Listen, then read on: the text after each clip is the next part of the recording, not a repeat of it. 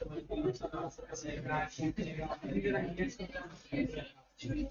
Question लिखते हैं और उसके एक्सट्रैक्ट बनाते हैं। एक छोटा सा क्वेश्चन, हमने WDV के तो एक्सट्रैक्ट बना लिए थे ना, स्ट्रेट लाइन के अभी नहीं सीखे थे, तो स्ट्रेट लाइन के क्वेश्चन करते हैं।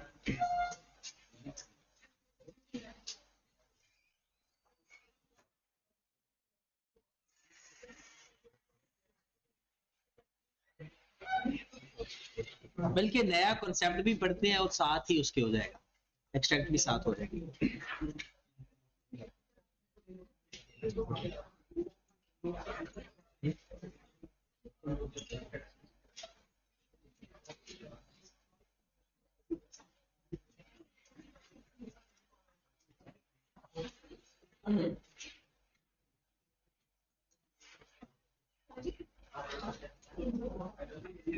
रिफंड या रीपेमेंट ऑफ गवर्नमेंट ग्रांट। आपने गवर्नमेंट से पैसे झूठ बोलकर ले लिए, बाद में आपका झूठ पकड़ा गया तो गवर्नमेंट पैसे वापस मांग सकती। दूसरा कि आपको गवर्नमेंट ने कंडीशन जो लगाई थी, अगर वो आप कंडीशन फुलफिल ना कर पाए तो फिर भी पैसे वापस। पाकिस्तान में तो एक हुकूमत से जब दूसरी हुकूमत चेंज हो जाए तो पिछले हुकूमत के जो यार दोस्त होते हैं उनसे वो पैसे सब्सिडी वापस ले लेते हैं। तो अगर गवर्नमेंट ग्रांट पहले आप ले चुके थे, हाँ, जब गवर्नमेंट ग्रांट ली थी तब ये रीजनेबल अश्योरेंस थी, यकीन था आप सारी कंडीशन फुलफिल करोगे। लेकिन बाद में किसी रीजन की वजह से आप लोगों से वो कंडीशन फुलफिल ना हो सकी तो आपने फिर क्या करना है कि वो पैसे वापस करने पड़ जाते हैं। ठीक है, तो उसे हम कहते हैं रिफंड या रीपेमेंट ऑफ गवर्नमेंट ग्रांट। क्या सारे पैसे वापस करते हैं? सारे भी करने पड़ सकते हैं और कुछ पैसे भी वापस करने पड़ सकते हैं। ठीक है, वो जैसे वो कहेगा उस हिसाब से हम कर लेंगे। अब एक क्वेश्चन से स्टार्ट करते हैं।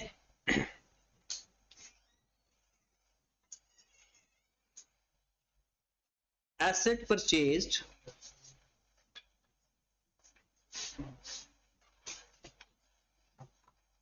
at 1122 for rupees 700,000 and government grant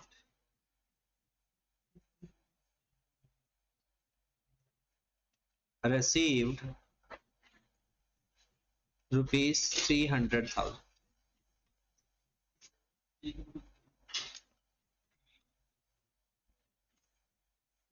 Useful life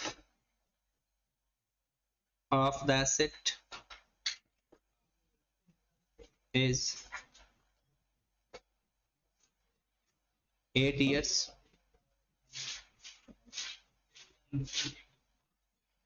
Method of depreciation is straight line.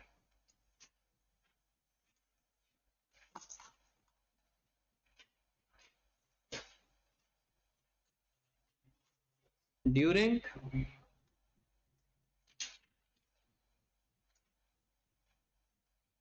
year 2025, business unable to fulfill government conditions, so full grant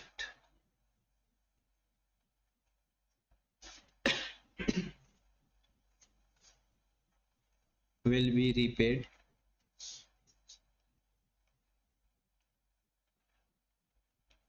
Pass journal entries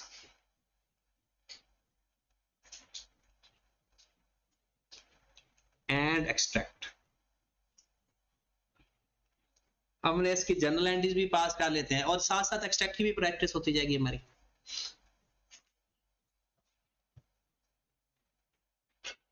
अच्छा, इसमें दोनों थोड़ा सा सोच समझ के एंट्रीज पास की जाती हैं, और इसकी दो तरीके हैं, मैं दोनों तरीके बता दूंगा, उनमें से फिर जो हमें अच्छा लगा वो चलाएंगे, दूसरा छोड़ देंगे। सवाल यह है कि 1122 को 7 लाख का हमने कैसेट खरीदा, 3 लाख उसकी गवर्नमेंट ग्रांट मिली, 8 साल उसकी लाइफ थी, 2025 में हमसे कंडीशन फुलफिल ना हो सके। क्या मतलब है कंडीशंस का? मिसाल के तौर पे आप कहोगे पैसे वापस करना किसको अच्छा नहीं अच्छा लगता है। सपोज गवर्नमेंट ने ये कंडीशन लगाई कि भाई आपने जहां पर प्लांट लगाना है ना, वहां लोकल लोगों को आपने इंप्लॉयमेंट पे रखना ही रखना, 10 लोग रखने।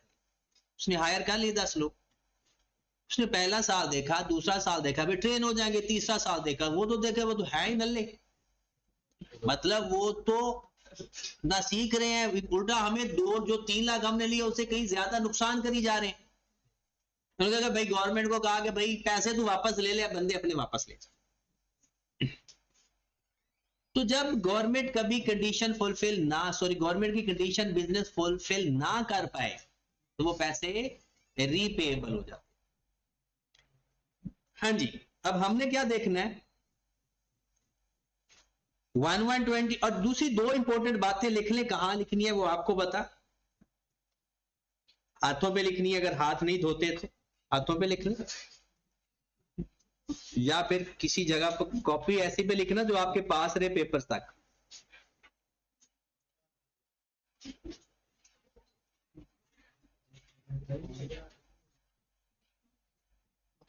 ताहा तू ना लिखना, कहीं भी तू नहाने चला जाता है, मिट मुट जाएंगे कहीं।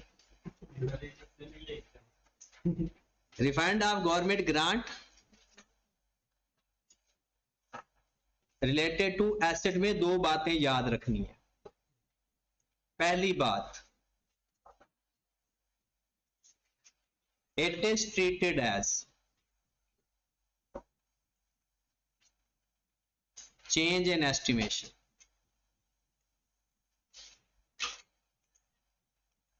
It is treated as change in estimation.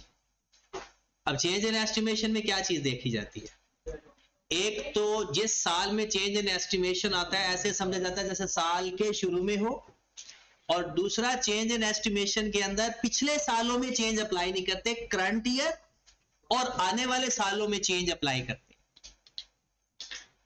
Change in estimation में दो बातें, कौन सी दो बातें?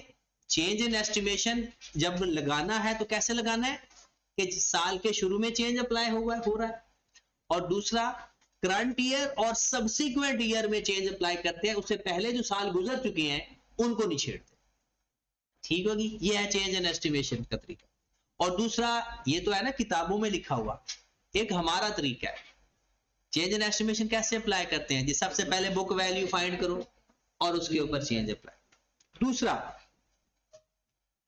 जब भी आपने पैसे वापस करने हैं गवर्नमेंट को related to asset, only related to asset, आपने इंपेयरमेंट टेस्ट भी लगाना है।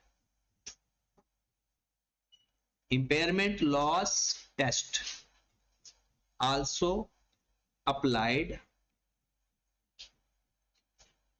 इसका मतलब क्या है कि हम जब IS 36, हो सकता है हमारा नेक्स्ट स्टैंडर्ड ही वही हो, तो IS 36 हमने अप्लाई करना होता है कि जैसे ही गवर्नमेंट ग्रांट वापस हो रिलेटेड टू एसेट हो, तो हमने इंपेयरमेंट टेस्ट भी अप्लाई करके चेक करना है कहीं आपके एसेट की वैल्यू खराब तो नहीं हो गई। अगर खराब हो गई है तो फिर उसको खराब करना है, मतलब कम करना है। जी, ये दो बातें किसके लिए है? अच्छा, जो ऊपर वाली बात है वो ओवरऑल है रिफंड के लिए, और जो नीचे वाली बात है जो सिर्फ रिलेटेड टू एसेट। ओके होगी बात? आप क्वेश्चन करते हैं, सबसे पहले कौन सी ऑप्शन करें? एक ऑप्शन को तो सदी से करते हैं, फिर साथ साथ नहीं चलाते हैं।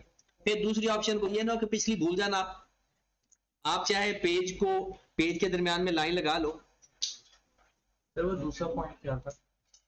क्या इम्पेयरमेंट के अपने 2 पॉइंट्स लिखवाए, इसको दूसरा पॉइंट। इंपेयरमेंट टेस्ट का एक ही पॉइंट, दो पॉइंट थे, एक ही है कि चेंज इन एस्टिमेशन की तरह उसको ट्रीट करना है, और दूसरा इंपेयरमेंट टेस्ट अप्लाई करना है। ये दो पॉइंट थे। हाँ जी, ऑप्शन 1 कौन सी है? जो मर्जी लिख लो, जो मर्जी देख लो।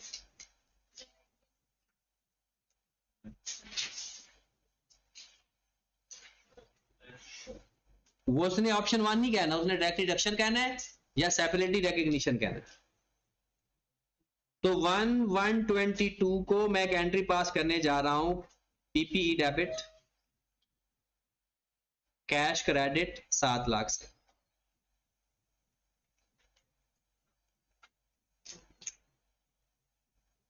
सेम डेट को cash debit PPE credit 3 lakh से।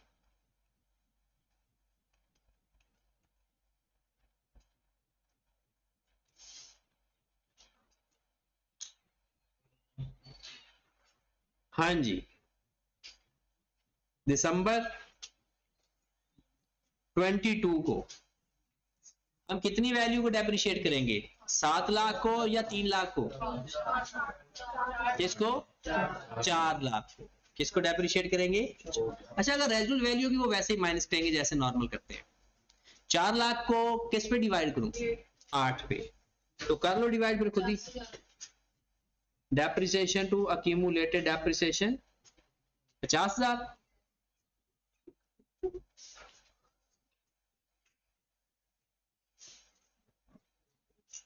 हाँ जी, फिर दिसंबर 23 डेप्रिसिएशन टू अक्यूमुलेटेड डेप्रिसिएशन कितने से जनाब? 50,000 से। फिर दिसंबर 24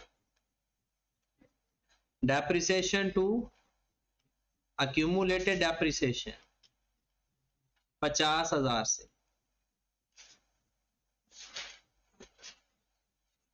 अब आ जाए 2025 यहां तक पहुंचाए हो।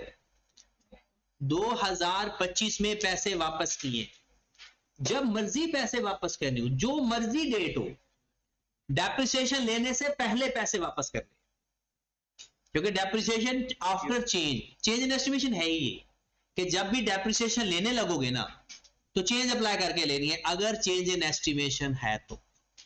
अब इसको ट्रीट तो चेंज इन एस्टिमेशन करना है, तो पहले पैसे वापस करो। अब जरा ध्यान से ये बातें सीखनी है। अगर डेट बताई हो तो ठीक है, और अगर डेट ना बताई हो तो 1/125 डेट वही लिखनी है जो बताई हो। दो मेथड बताऊंगा, एक पुराना एक नया, दोनों में से जो आपको पसंद है वो रख लेना। वो कहता है कि आपने बताओ जिस दिन पैसे वापस किए कितने पैसे वापस किए, जिस दिन पैसे वापस किए कितने पैसे वापस किए, सारे फुल ग्रांट वापस की है, तो पैसे वापस करोगे तो कैश क्या हो जाएगा, कितने से? कहता है कि इस 3 लाख की वजह से ना हमारे पिछले 4 सालों की डेप्रिसिएशन कम हो गई थी। 22, 23, 24 3 सालों की ऐसा था या नहीं? हमें ग्रांट मिली थी, हमने अपने एसेट में से माइनस कर दिया था, तो 3 सालों की डेप्रिसिएशन हमने कम चार्ज की थी। कहता है जितनी कम डेप्रिसिएशन चार्ज किया है ना, उसको एक ही दफा इस साल चार्ज कर, एक ही दफा। किस अमाउंट की? इस 3 लाख की। अब वो कहता है जितने पैसे वापस किए हैं, जितने पैसे वापस किए हैं, जितने साल गुजरे हैं, उन पैसों की डेप्रिसिएशन लो। बात समझ रहे हो? आपने 3 लाख पैसे वापस किए, कितने पैसे वापस किए? 3 लाख डिवाइडेड बाय 8 था इस लाइफ, कितने साल गुजर गए थे? इस 3 लाख की हमने डेप्रिसिएशन नहीं की, 3 साल गुजरे थे, 22, 23 और कितना? 1125। अगर ये ग्रांट ना होती तो 1,12,500 अब तक डेप्रिसिएशन चार्ज एक्स्ट्रा हो चुकी होती। तो अभी सारी की सारी डेप्रिसिएशन चार्ज कर दो, एसओपीएल के नाम से लिख दो 112500, या डेप्रिसिएशन लिख दो, एसओपीएल लिख दो, या जो डिफरेंस है ना वो वापस प्लांट में ऐड कर दो। आपने कहा था ना पहले बुक वैल्यू फाइंड करो, फिर उसकी एसेट जो चेंज है वो अप्लाई कर दो। जो डिफरेंस है वो किस वैल्यू में ऐड कर देंगे? प्लांट की वैल्यू। कितना आ गया? 1875। ये आपकी रिफंड की एंट्री है। रिफंड में सबसे पहला काम क्या करते हैं, जितने पैसे वापस किए वो क्रेडिट करते हैं, जितने पैसे वापस किए वो क्रेडिट करते हैं, पहली बात। दूसरा काम क्या करते हैं, फिर उसको जितना टाइम गुजर गया है, जिस मेथोडोलॉजी से आपने डेप्रिसिएशन पुरानी चार्ज की हुई है ना इस अमाउंट के ऊपर, बिल्कुल सेम मेथोडोलॉजी से डेप्रिसिएशन चार्ज करो, वो डेबिट करो डेप्रिसिएशन के नाम से या एसओपीएल के नाम से। और जो डिफरेंस है, क्योंकि पीपीई से माइनस किया था, पीपीई को डेबिट कर, डन। अब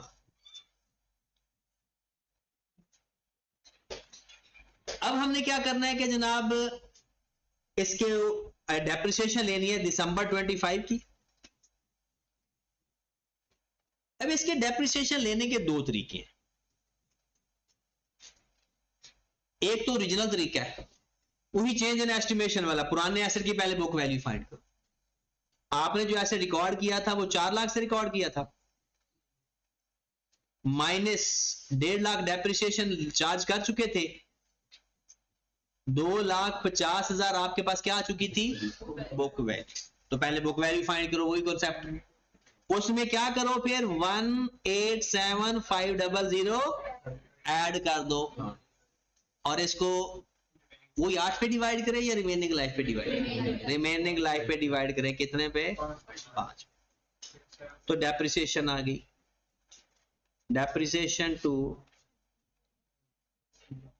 कितने से 8, और आगे हर साल अब इसी से एंट्री पास होती है। तो ये डेप्रिसिएशन कैसे होगा? देखिए आपके पास 4 लाख से पहले आपने ऐसे रिकॉग्नाइज किया हुआ था, 1.5 लाख से वो डेप्रिशिएट भी हो रहा था 50,000 के, बच कितना गया था 2,50,000, तो रिफंड आ गया। अब रिफंड की वजह से हमारा एसेट फिर बढ़ गया, तो हम एसेट की वैल्यू में ऐड करते हैं, और इसके बाद इंपेयरमेंट टेस्ट भी लगाएंगे अगर जरूरत पड़ी तो, इंपेयरमेंट टेस्ट भी लगाएंगे अगर जरूरत पड़ी तो, ठीक होगी बात। अब अगले साल हर साल 8 से, क्योंकि स्ट्रेलिंग मेथड है, इसी तरह से चलती जाएगी। यहां तक बातें क्लियर है?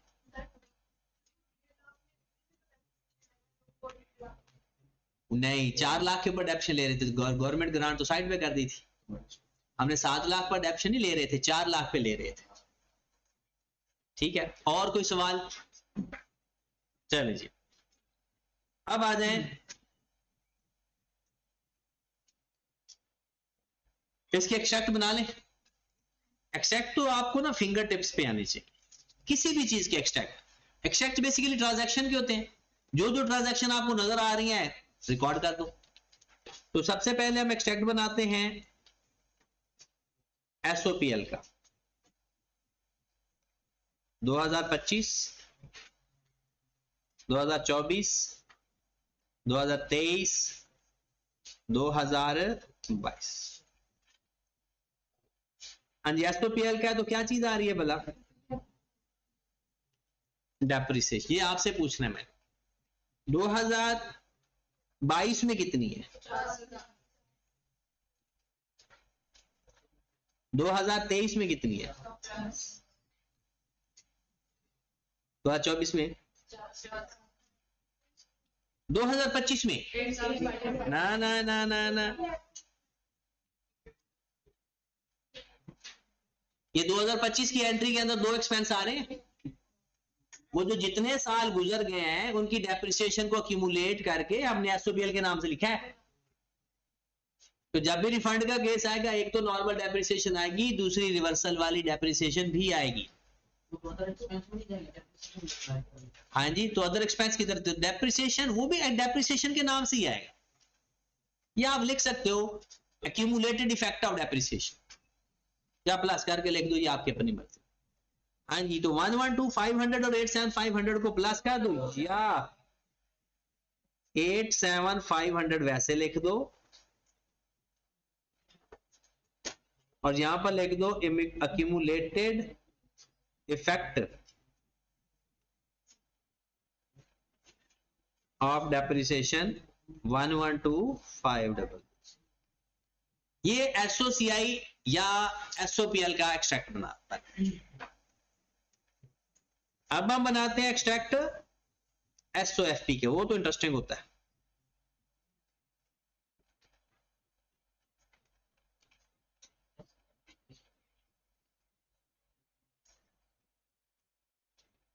हाँ जी, कॉस्ट माइनस अक्यूमुलेटेड डेप्रिसिएशन। हाँ जी, 2022 में कितनी कॉस्ट थी? 4 लाख। और डेप्रिसिएशन कितनी थी? 50। कितना आ गया? 3 लाख। ये चाहे तो 3,50,000 लिख दो, चाहे 4 लाख लिख दो और माइनस कर दो 50,000। 50,000 नहीं, 1 लाख अक्यूमुलेट करना है ना।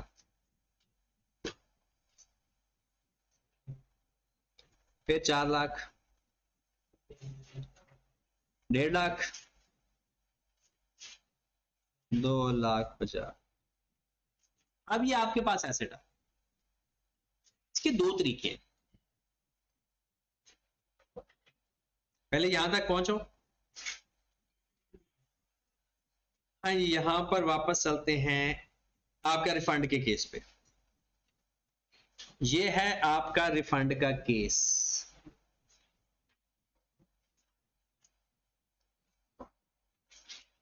ठीक है जी। इसके 2 तरीके होते हैं रिफंड के केस के, और दूसरा तरीका एक्सट्रैक्ट में बहुत अच्छी तरह समय लगता है। वो तरीकाकार क्या है? वो कहता है कि आप ऐसा करो कि जितने पैसे वापस कर दिए हैं ना, वो वाली एंट्री ओरिजिनल वापस कर दो, पीपीई टू कैश। वो कहता है ओरिजिनल एंट्री ही रिवर्स कर दो।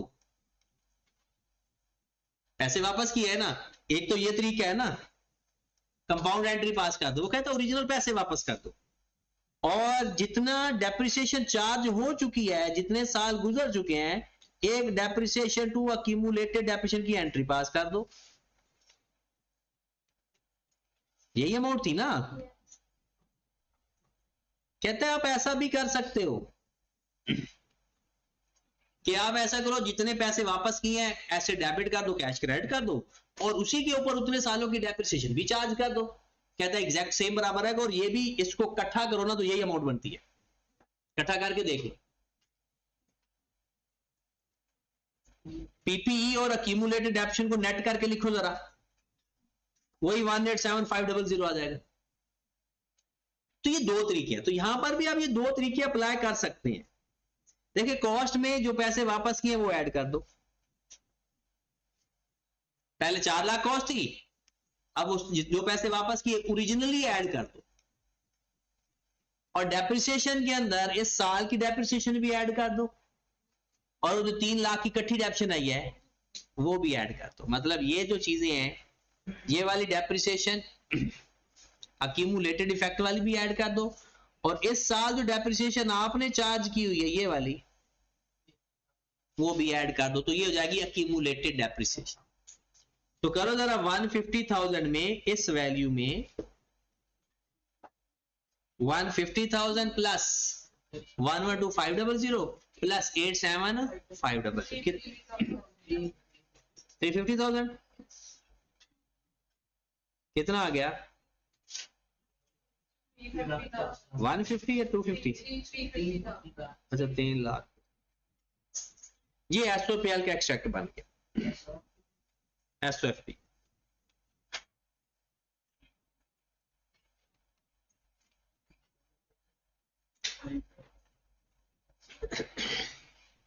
हाँ जी, क्लियर। ये हमने एक ऑप्शन के एक्सट्रैक्ट पढ़े, अब हम दूसरी ऑप्शन पे आते हैं।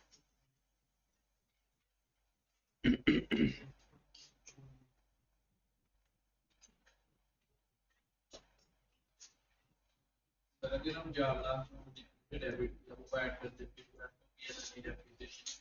फिर नहीं लिखे, फिर तो ये देखेंगे वो जब नेट बुक वैल्यू लिखते हैं ना, फिर उससे अगली वाली, क्योंकि हमने बुक वैल्यू फाइंड कर लिया ना, तो उसके बाद फिर पिछली डेप्शन रिमूव कर देते हैं, सिर्फ अगली डेप्शन ऐड माइनस करते हैं। अल्टीमेटली आंसर आपका ये है। ये ओरिजिनल तरीका ये होता है कि आई कैप ने वो तरीका चेंज किया है, लेकिन यहाँ पर वही रहता है। क्या हुआ? हाँ, अगर दूसरा तरीका मैं लिख ही देता हूं, आपके पास जो एसेट की वैल्यू प्लस करके आई थी वो कितनी थी? 37। ये इसकी जगह मैं लिख रहा हूं 437, और उसमें से कितना माइनस कर देंगे? 87।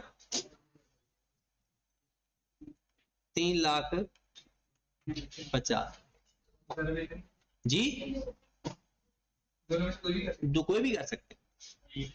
मेन उसने ये वैल्यू देखनी होती है, ये वाली, ये वैल्यू सेम है। मेन उसने बुक वैल्यू देखनी, ऊपर वाली वैल्यू तो हमारे लिए होती है ना। आप ये जो ऊपर वाला पोर्शन है ये लिखें या ना लिखें, मेन उसका उसकी डिमांड है ये बुक वैल्यू।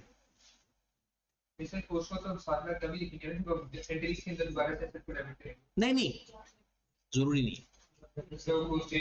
हाँ, वो अगर आप ये एंट्री पास कर देते हो तो वो ज्यादा बेस्ट है उसके लिए। कॉस से कॉस की एंट्री पास कर दो, डायरेक्शन की डायरेक्शन की एंट्री पास कर दो। ये दोनों एंट्रीज, इवन के आई कैप के सॉल्यूशन के अंदर भी दोनों एंट्रीज है, मतलब एक ही सवाल के अंदर दोनों नहीं है। यानी एक दफा एक तरीके से पुराने सवाल इस तरीके से किए हुए हैं और नया सवाल इस तरीके से किए हुए हैं। हाँ जी, आगे चलते हैं। सेपरेटली रिकॉग्निशन वो ज्यादा इंटरेस्टिंग है, इसमें रिफंड का केस भी है। सबसे पहली एंट्री लिखवाएं जनाब,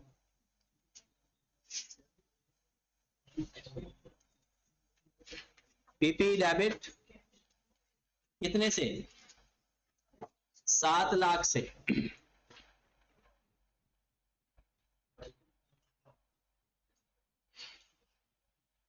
फिर cash debit, deferred grant credit 3 lakh से।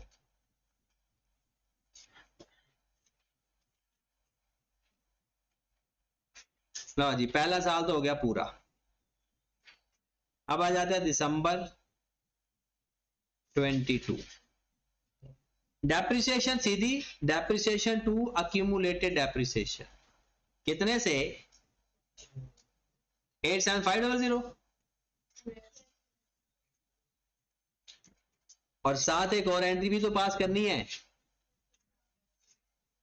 कौन सी? Deferred grant debit SOPL credit कितने से?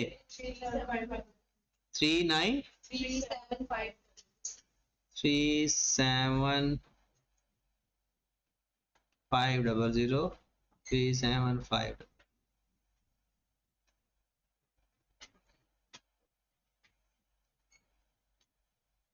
उसके बाद आ जाए जी दिसंबर 23, same entries, depreciation to accumulated depreciation 87500 से,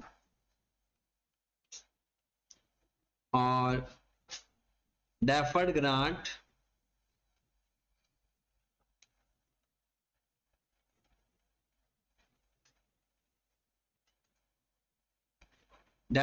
to SOPL 37500।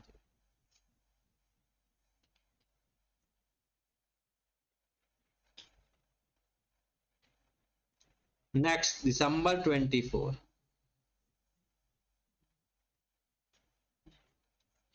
Depreciation to accumulated depreciation कितनी अमाउंट से? और डेफर्ड ग्रांट टू एसओपीएल 37500।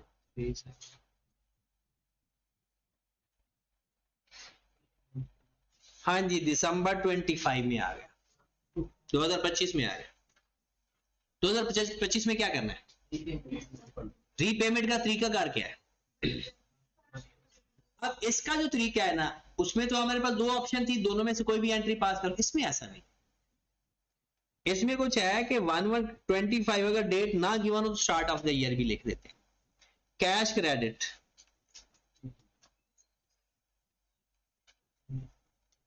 अब आप पिछले 3 साल एक इनकम लिखते आ रहे हो, पिछले 3 साल से एक इनकम लिखते आ रहे हो, क्या वो इनकम हुई?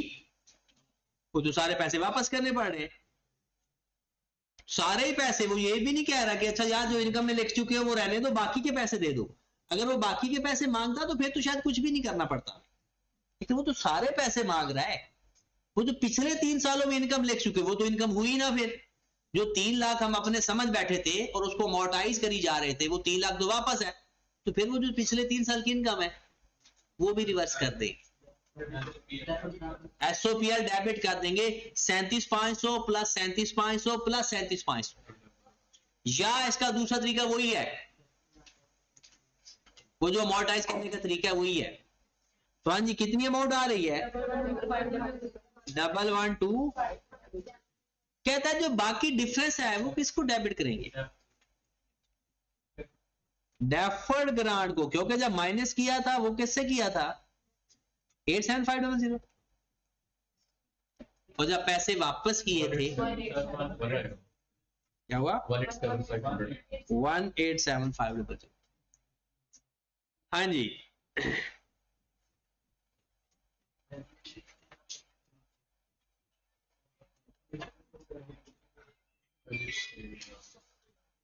अब क्या करना नेक्स्ट? डेप्रिसिएशन। अच्छा, डेप्रिसिएशन में तो पहले भी कोई असर नहीं हो रहा था, अब भी नहीं असर होगा। हाँ, ग्रांट खत्म होगी सारी या कुछ रह गई? अगर रह जाती तो उसको रिमेनिंग लाइफ के ऊपर अमोर्टाइज करना शुरू कर देते, ये बात लिख लो। अगर ग्रांट वापस कुछ बच जाती तो उसको रिमेनिंग लाइफ के ऊपर अमोर्टाइज कर देते, और अगर ये तो सारे पैसे वापस कर दिए, तो हम सिर्फ अब आगे दिसंबर 25 को depreciation debit, accumulated depreciation credit, कितनी अमाउंट से? जब रीपेमेंट करेंगे तो चेंज इन एस्टिमेशन अप्लाई करेंगे उसके बाद। हाँ जी, ये तो पहले सेपरेट था, इसकी तो पहले डेप्शन अलग आ रही थी, अभी अलग आ रही। हाँ, आप जो दूसरी एंट्री है वो खत्म हो गई, क्योंकि ग्रांट सारे पैसे यानी सारे पैसे वापस कर दिए, इसलिए ठीक होगी बात।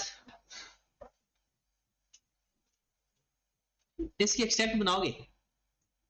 कोशिश करो। अब आप ये ना कहना कि आसान मैंने बनवा दिए थे।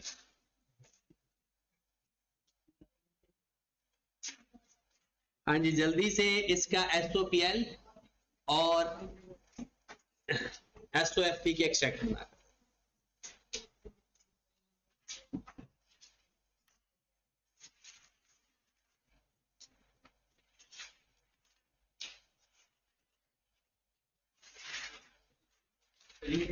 लास्ट डेप्रिसिएशन कैसे आई? 87 ये तो पहले यही आ रही थी। नहीं, इससे पहले तो इसको माइनस किया था। नहीं, वो डायरेक्टली डिडक्शन वाला था, अब हम सेपरेट रिकग्निशन से कर रहे थे, तो उसमें डेप्रिसिएशन तो आ रही थी, दो एंट्रीज आ रही थी, एक डेप्रिसिएशन की आ रही थी और एक अमोर्टाइजेशन की आ रही थी। अब वो तो पैसे ही सारे वापस हो गए, लायबिलिटी जीरो हो गई, तो फिर तो अब हम उसकी एंट्री पास नहीं करेंगे, बस डेप्रिसिएशन की वही चलेगी।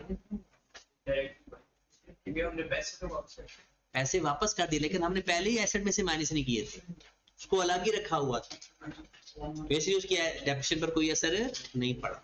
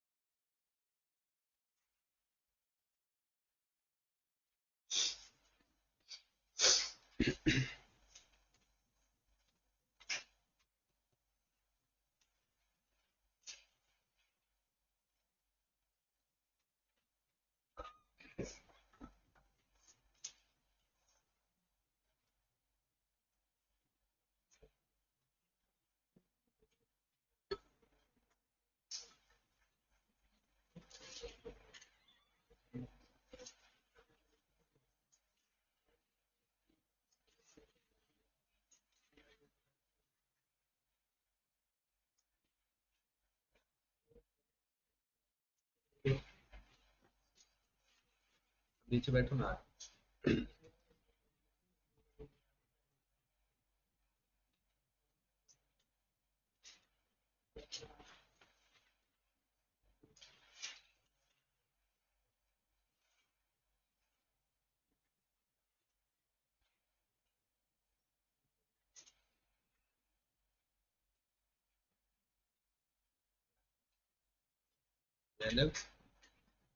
हम ना बैरे की बच्ची खड़ी होती कुछ नसर कह रहे नीचे बैठो मैं।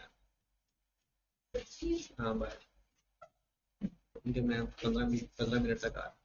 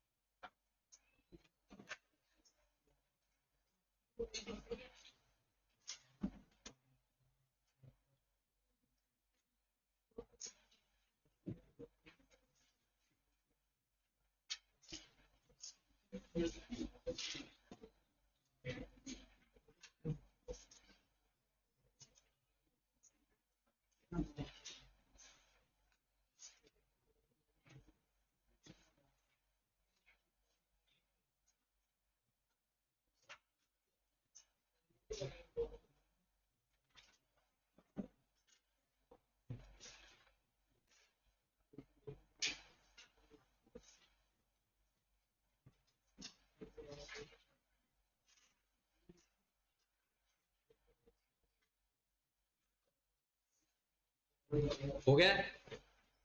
फातिमा चेक करो।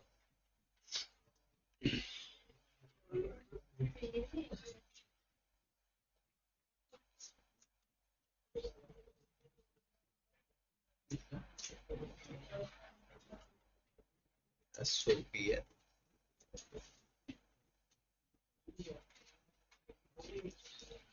जो इसमें 2 लाख लिखे हुए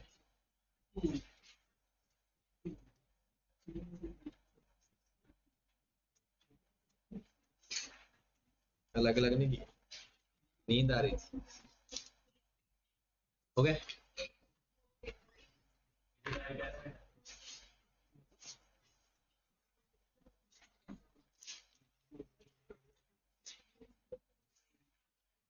ब्रैकेट लिख दिया तो फिर माइनस का साइन ही लिखते।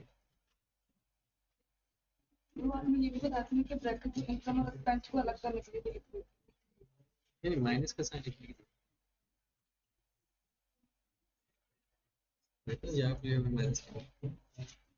लायबिलिटी तो वैसे खत्म हो गई, जीरो लिखो। नॉन काउंटेबल एसओएफपी के अंदर बैलेंस लिखते होते हैं कि कितना बैलेंस रह गया है, बैलेंस रहा ही नहीं तो जीरो।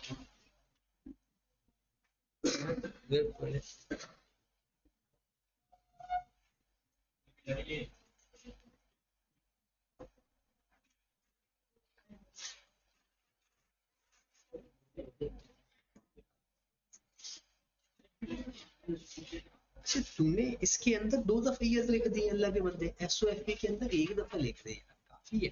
ठीक है सर, हर हेडिंग के ऊपर साल लिखेंगे तो फिर तो आप खेलते ही रहोगे वहां।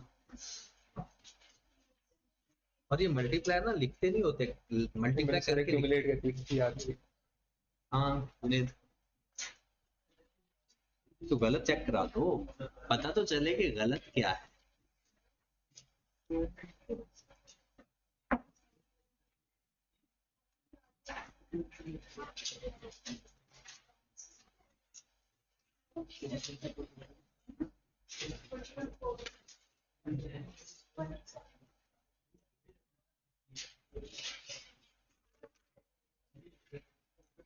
ग्रांट का नहीं लिखा क्योंकि सेपरेटली रिकॉग्निशन है ना, तो फिर लायबिलिटी भी तो आनी थी यार।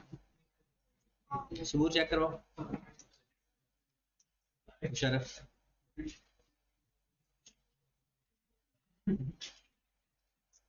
हमारा हो गया, चेक करो जरा।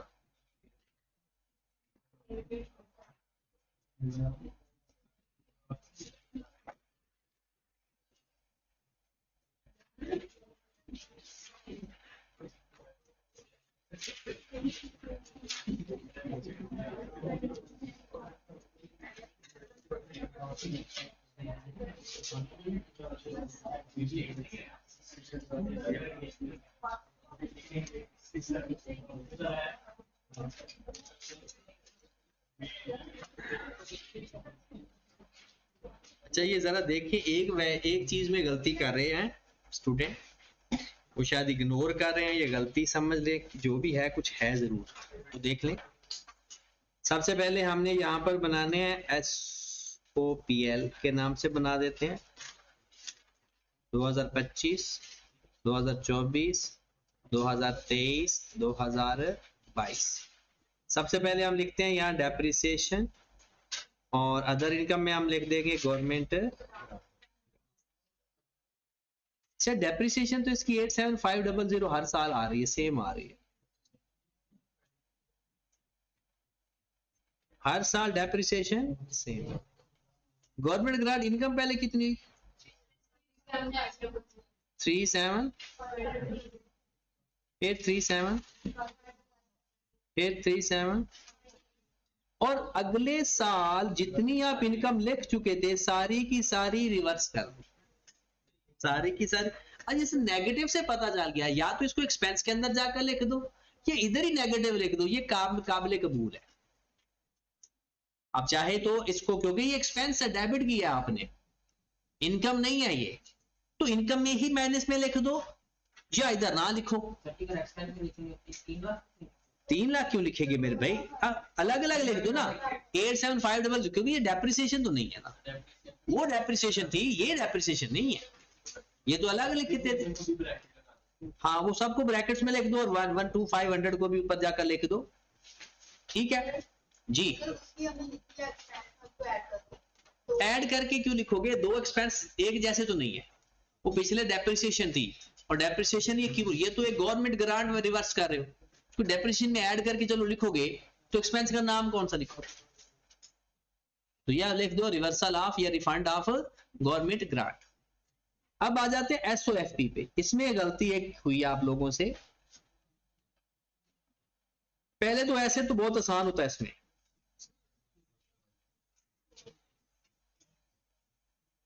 Cost minus accumulated depreciation 2025, 2024, 2023, 2022।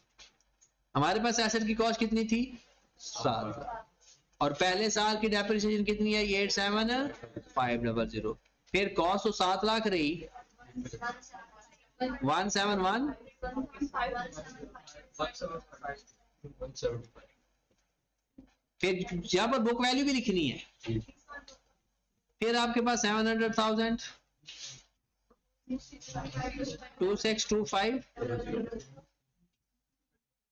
फिर 700,000 कितना 3,50,000।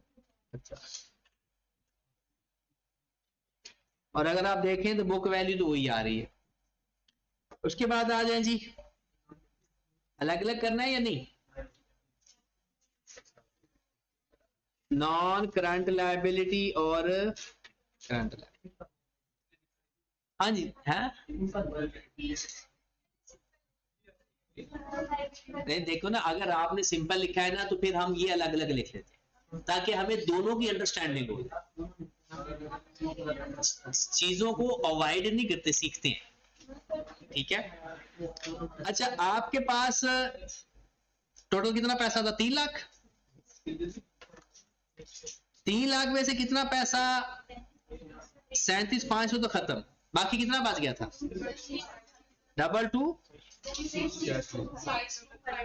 625 2625। अच्छा, इसके अंदर अगले साल भी इंस्टॉलमेंट वाली 37,500, वो 37,500 अलग करके लिख दो। तो 37,500 अलग लिख दो और बाकी माइनस करके अलग लिख दो। 225। अब मजीद 37,500 निकल गया। अच्छा, मैं आपको तरीकाकार भी बता देता हूँ, आसान जो ट्रिक्स होते हैं। इसका मतलब है ये बच गया क्योंकि जो नीचे वाला है वो तो इनकम बन गया होगा। अब ये जो 225,000 है, ये जितना भी बचा है इसमें 37,500 तो इनकम में चला गया। इनकम में ये वाली मोड़ गई है। अब इसमें जो रह गया है ना, उसमें से 37,500 अगले साल इनकम में जाना है, तो वो करंट लायबिलिटी में लिख दो। तो बताओ जरा कितना आंसर आता है? 37,500 इधर 161,1875। अब ये वाली इनकम में चला गया, बाकी ये रह गया। अब इसमें से भी 37,500 अगले साल इनकम में जाना है, वो इधर आ गया। बाकी कितना बच गया? 1। अब अगले साल कुछ काम सही नहीं हुआ, गवर्नमेंट के साथ हमारे रिलेशन खराब हो गए, तो लायबिलिटी भी खत्म क्योंकि हमने पैसे सारे वापस कर दिए थे। अब इसकी प्रेजेंटेशन देख लो, और ये इतना मुश्किल नहीं होता। हाँ जी, ये हमारा रिफंड का केस था। अब रिफंड का केस जो इंटरेस्टिंग होता है वो बनता है WDV के साथ, और वो आसान होता है क्योंकि हम टेबल बना लेते हैं, वो जितनी चीज हम अपोर्शन कर चुके होते हैं, जितनी बाकी रह जाती होती है उसी हिसाब से कर लेते हैं। हाँ, इसमें एक छोटी सी बात, वो क्वेश्चन एक छोटा सा कर लेते हैं, बल्कि आज टेस्ट है तो आज टेस्ट है ना, कल का तो कोई काम नहीं है ना। टेस्ट नहीं आता? अच्छा, चलो एक छोटी सी बात पढ़ लेते हैं, फिर बाद में कल इसको करते रहेंगे।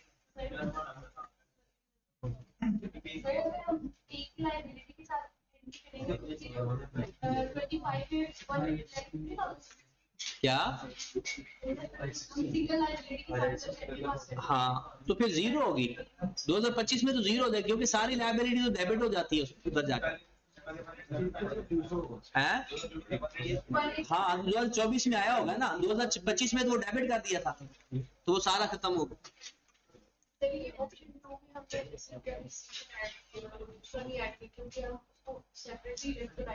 हाँ, वो अलग है। अच्छा, एक और बात देख ले, government grant related to expense, वो कहता है रिलेटेड टू इनकम। हाँ जी, रिलेटेड टू एसेट खत्म हो। लेकिन इसके 1-2 क्वेश्चन कल करेंगे, आज आप लोगों की हालत नहीं है, पता नहीं क्यों। नहीं, टाइम तो है अभी, टाइम तो काफी है, लेकिन सबकी हालत में मुझे लगता है वो नींद का गलबा सब पर तारी हुआ है, आंखें बड़ी मुश्किल से खुलती हैं।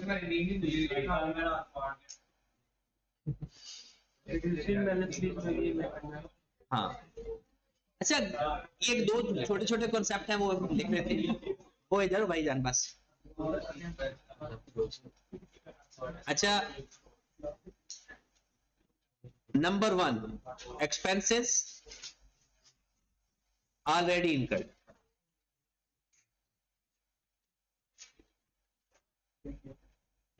इसका आंसर है ये, charge to SOPL as received.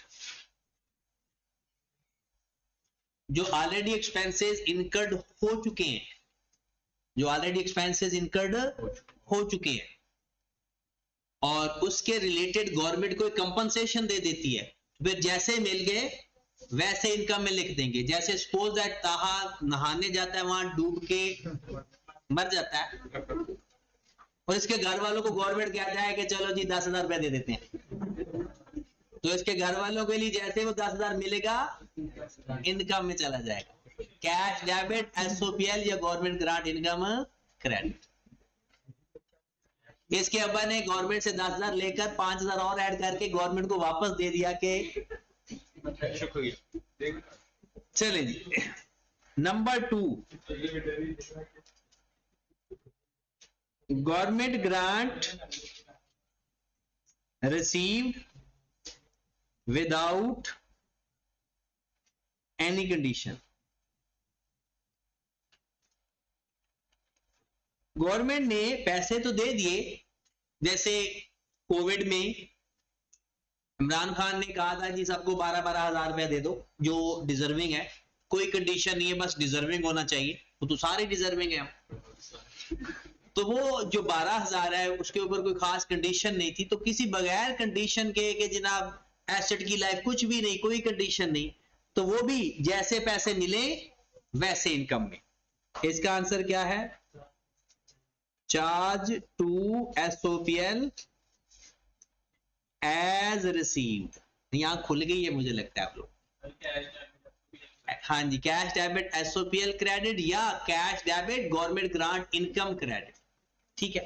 अच्छा, आपने ना एसेट के रिफंड के कुछ क्वेश्चन मैं आपको शेयर करता हूं, वो आपने करने हैं, ठीक है। तो कल रिलेटेड टू इनकम फिर इंशाल्लाह बाकी कल पढ़, वो जो रिक्वायरमेंट लिखी होगी वही देख लेना।